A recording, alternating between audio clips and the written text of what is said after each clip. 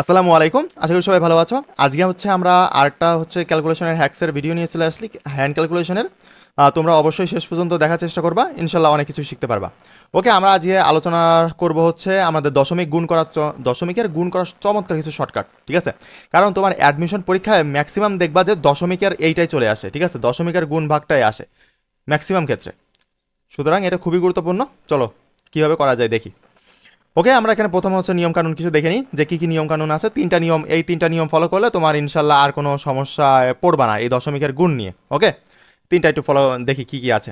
এক, প্রথম কাজ দশমিকের পরে যে পূর্ণ সংখ্যাগুলো থাকবে তা আগে গুণ করবে। এখন দশমিকের পরে পূর্ণ সংখ্যা বলতে কি, এই যে 6.5, এখানে দশমিকের পরে পূর্ণ সংখ্যা, দশমিক তো এই যে এইটা, তাই না? আর এর পরে পূর্ণ সংখ্যা কোনটা? এইটা 5 পূর্ণ সংখ্যা। দশমিকের পরে পূর্ণ সংখ্যা 5। সুতরাং আমরা প্রথমে বলেছি যে প্রথম কাজ দশমিকের পরে যে পূর্ণ সংখ্যাগুলো থাকবে তা আগে গুণ করব। ওকে, ঠিক আছে। এখন দ্বিতীয় কাজ তারপর যা পাবো তার ডান পাশে একটু জায়গা ফাঁকা রেখে সরিয়ে লিখবো। ঠিক আছে, ঠিক আছে। আমরা একটু দেখি যে ডান পাশে মানে আমরা যে গুণটা ভাগটা করব সেটা সমান সমান দিয়ে একটু সাইড করে এখানে লিখবো। সাপোজ তুমি একটা মান পাইলা, সেটা এই যে এতখানি জায়গা ফাঁকা রেখে তারপরে এখানে লিখলা, ঠিক আছে? এইটুকু দ্বিতীয় কাজ। আর 3 নাম্বার কাজ যে তারপর দশমিকের পরে যে কয়টি শূন্য থাকবে, দশমিকের পরে যে কয়টি শূন্য আছে তা গণনা করে বসিয়ে দিব। এই আমাদের তিনটে জিনিস, তিনটে স্টেপ, তিনটে ফলো করলে ইনশাল্লাহ আমাদের আর কোনো জায়গায় দশমিকের গুণে বাঁধবে না। ওকে, চলো আমরা কিছু প্র্যাকটিস করি। দেখো যে এখানে 0.1 into 0.001 into 0.001 equal to answer বের করতে বলেছে, তাই না? এখন তুমি কীভাবে করবা দেখো। আমরা প্রথম কাজ দেখি, প্রথম কাজ দশমিকের পরে যে পূর্ণ সংখ্যাগুলো আছে তা কি করব, আগে গুণ করব। ওকে, দশমিকের পরে কি কি পূর্ণ সংখ্যা আছে দেখো তো। এই যে একটা পূর্ণ সংখ্যা, দশমিকের পরে এই একটা, এই তিনটা। তাহলে আমরা গুণ করি, চলো। 1 ইন্টু 1 ইন্টু 1 কত হয় বলো তো? 1 হয়। ওকে, ঠিক আছে, এইটুকু তো ক্লিয়ার। প্রথম কাজ শেষ। এখন দ্বিতীয় কাজ আসি। দ্বিতীয় কাজে আমাকে কি বলেছে দেখো, যে দ্বিতীয় কাজ বলেছে যে তারপর যা পাবো তার ডান পাশে একটু জায়গা ফাঁকা রেখে সরিয়ে লিখবো। ঠিক আছে, আমরা কি করলাম, এই যে এখানে সমান সমান দিলাম, এইটারই বের করতেছি। ঠিক আছে, সমান সমান দিয়ে তোমার এখানে একটু জায়গা ফাঁকা রাখলাম, রেখে এখানে 1 লিখলাম। ভালো কথা। এইবার তৃতীয় কাজ কি, তারপর দশমিকের পরে কয়টি শূন্য আছে তা গণনা করে বসিয়ে দিব।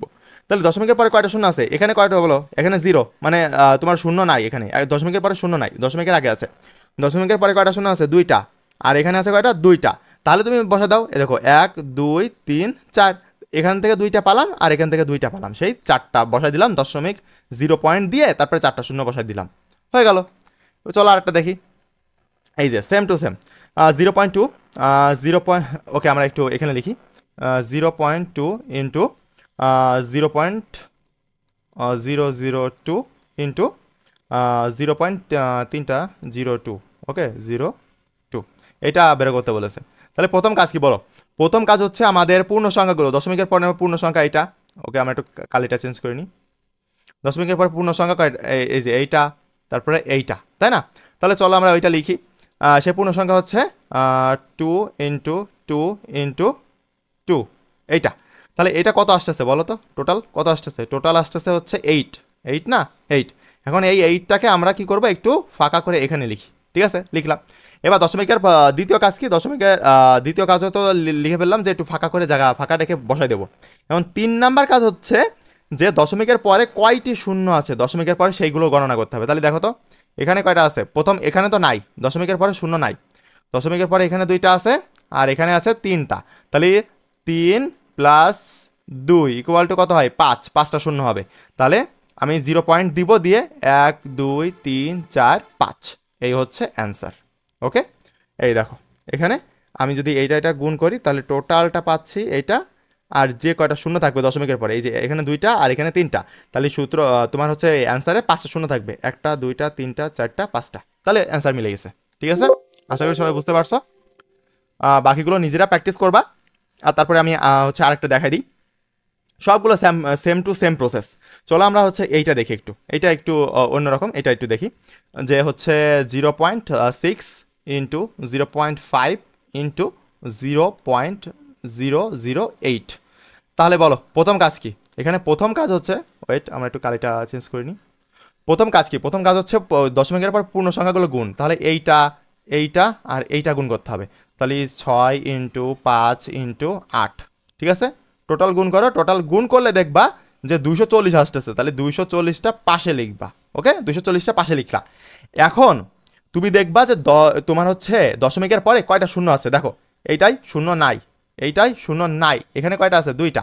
তুমি সেই 2টা এখানে বসে দাও, 0.22। ওকে, এইটাই হচ্ছে অ্যান্সার।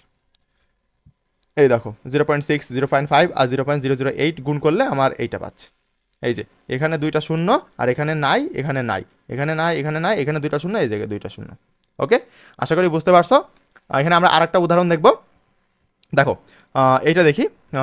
ওকে, এই ধরনের যে 6.2 ইন্টু 8, ওকে, এইটা একটু কঠিন মনে হতে পারে, বাট এটা আরও সহজ। দেখো তাহলে এখানে কি করবা, যে প্রথম এই 2 দিয়ে তুমি 8 রে গুণ করবা।